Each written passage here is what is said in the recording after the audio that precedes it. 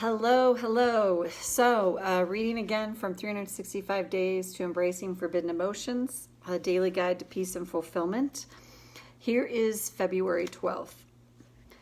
The privilege of a lifetime is being who you are. Joseph Campbell. What if I could actually learn to believe this is true and take it to heart? Perhaps I'll even practice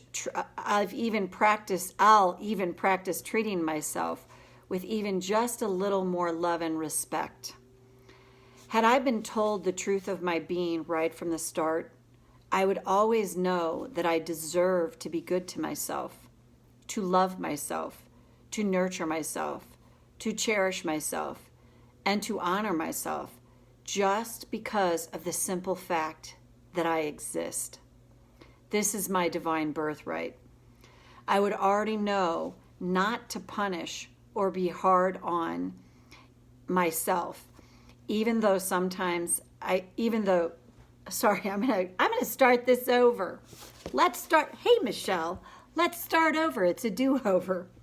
February 12th. The privilege of a lifetime is being who you are. Joseph Campbell. Let's see how it goes this time.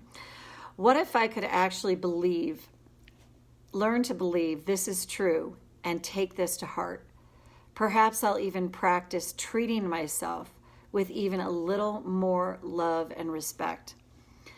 Had I been told the truth of my being right from the start, I would already know that I deserve to be good to myself, to love myself, to nurture myself, to cherish myself, to honor myself, just because of the simple fact that I exist.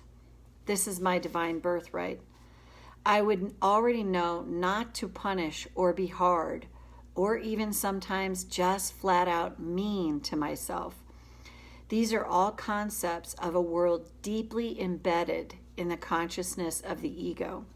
Many institutions, which are man-made, thus inherently ego-based, teach me that being hard on myself will somehow affect true change within me.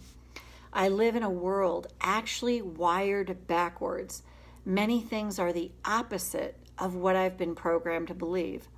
When I realize this, I start to wake up more fully each and every day.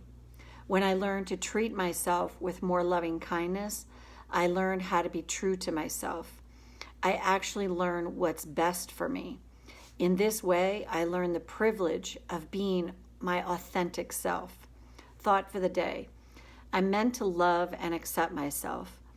Let's read that one again. I'm meant to love and accept myself. What if today is a great day to practice loving and accepting all parts of me? In practice, it is definitely a practice, especially in a world that raises us truly to be hard on ourselves, to compare ourselves to others, to think I'm less than because this is in my life or this isn't. In this, again, I say look at advertising all the time, and go, what are they trying to sell me? What are they trying to tell me? How are they trying to sell me stuff? Usually it's in a comparison mode. Usually it's hitting pain points, called pain points to go, which was not necessarily a bad thing because it can draw someone in to find genuine help for themselves. But most of the advertising that I see around here, my father was in advertising his whole life. Most of the advertising I see is very much about, you're good if you have this, you're bad if you don't. I even know in the religion that I was raised in, we were right out of the gate. I always say this, you're born with original sin scored on your heart. It's like you're a freaking infant and you come in and you're told all this stuff like you're an infant, completely innocent, but you've got to get baptized so that you can get rid of the original sin. And I don't care what religion it is, if there's a religion that is not teaching you to love and accept yourself exactly as you are, find a different religion.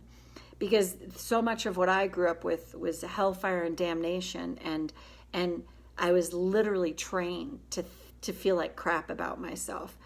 And really to wake up from that and unhook from that and go, oh my God, like we're meant to feel good about ourselves. We're meant to see the good in ourselves. There's nothing egomaniacal about seeing the good in ourselves. Yeah, can people take it over the top? Well, yeah, but that comes from a really insecure place. Someone that's filled with bravado is not someone that's secure in themselves. That's more, I've got to put this out there because of the world that they live in. They do that to compensate because they feel bad about themselves. And I see this all the time in the work. I see it in myself.